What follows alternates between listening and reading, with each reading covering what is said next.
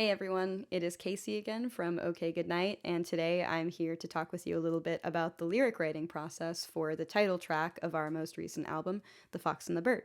I'm pretty excited to talk about this song because it's definitely my favorite track on the album, and it might be my favorite song that we've written and put out to date, at least so far.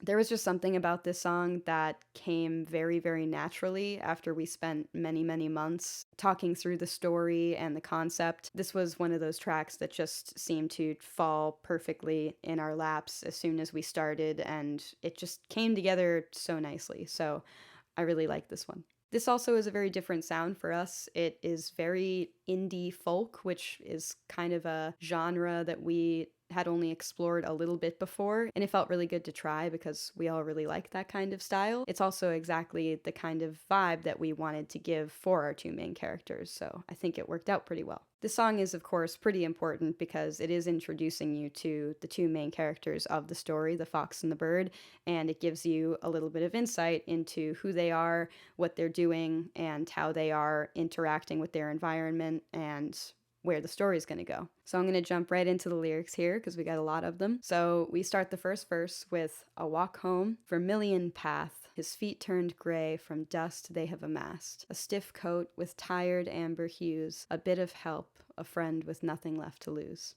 So this first verse, I'm mainly using a lot of imagery. I'm not using a whole lot of symbolism in this song, maybe a little bit here and there, but for the most part, I'm describing, at least in this first verse, the fox in detail, and I'm describing the environment in relation to him. I use a very fancy word for red, which is vermilion. For some reason, when we were writing the concept, I pictured introducing the fox and bird as they walked on a red path, almost a little homage to like the yellow brick road from The Wizard of Oz. I don't know, it was a silly little storybook element that I pictured, so I wanted to include it. Basically, in this first verse, we're introduced to the fox, who is beautiful and bright and energetic, but he is clearly weighed down by the environment around him. I like to try to use little adjectives that will pull out some vivid imagery or give you some detail as to, what you're picturing in your head when you're meeting this character for the first time. I also write a bit of help. A friend with nothing left to lose is actually kind of like a reference to the bird. The bird is the friend that has nothing left to lose. A bit of help is what he's willing to provide him with always because they are friends. We then go into the chorus, and these lyrics read, "Shall we stay inside our shells as the reaper takes his prey? The world will only darken without candlelight. With you, I think I'll try to get to the other side." So this is one of those good examples of I came up with this melody first, and some of the words came to mind when I started writing the melody, but most of the words came after. I wanted a chorus that would depict a situation that could be relatable to pretty much anyone, and the situation is, are we just going to continue to hide and pretend like nothing bad's going on? Or are we going to do something about it? And are we going to try together to make some change? So this chorus is actually kind of has like a very namaste, make art, not war kind of vibe, which is funny now that I think about it. But it was kind of intentional, and I just wanted to write something that said this in a way that made sense for the story, but you could also just hear these lyrics and hear this chorus, and it could be completely removed from this world if you wanted it to be. And at the end there, those last lines, "With you, I think I'll try to get to the other side," is just my way of saying they are inseparable. The fox and the bird are two companions that are just the best of friends, and they give each other the strength to move forward, which I think is just very cute. So moving on to the second verse, this is sort of the verse where I switch a little bit and I introduce the bird. The lyrics read, "A dauntless whistle in the air, his wings grew thin, his spirit didn't care.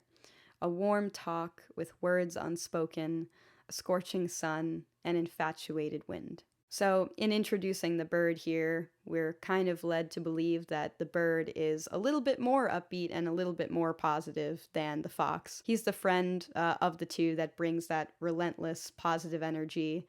It says, you know, his wings are growing thin, to reference maybe what he's been through, maybe that he's a little bit older than the fox, but that his spirit doesn't care because he is a young soul. He's ready to do whatever is necessary to make some kind of change and to fix the situation that they're in. And in that second part of the verse, I really just wanted to depict a relationship, the relationship that these two characters have, that it's so comfortable that they can be in silence most of the time, and it feels just as warm and just as special as it does when you have meaningful conversations. I think in life, that is sort of the biggest signifier of a really healthy, comfortable relationship, when you can have silence and it doesn't feel uncomfortable or awkward. And then in the next lines, the scorching sun and infatuated wind. I almost just wanted to show the juxtaposition there of the sun just beating down and being what this community is seeing as death and just coming for them and almost like a nightmare. But the wind is careless and beautiful and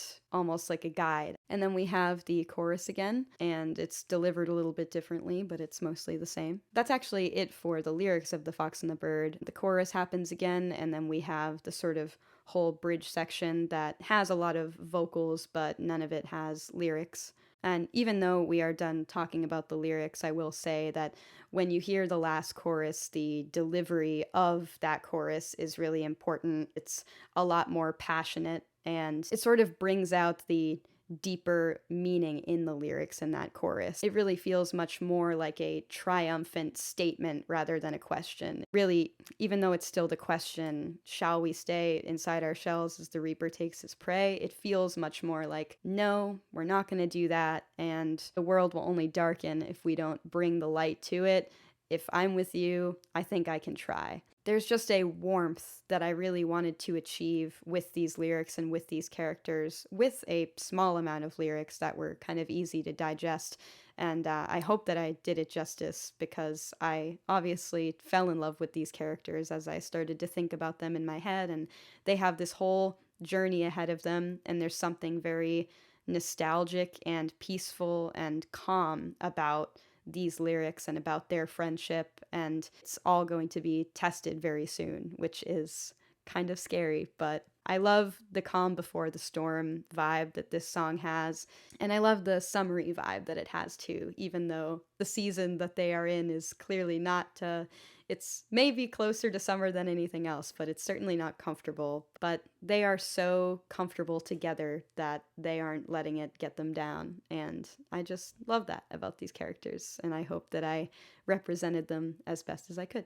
I hope you guys enjoyed this little breakdown of my lyrics for The Fox and the Bird. If you liked this, please go check out the rest of the stuff on our Patreon page. We're going to be putting out more videos like this in the coming months, so I hope you stick around. Thank you for tuning in, and have a great day. Bye.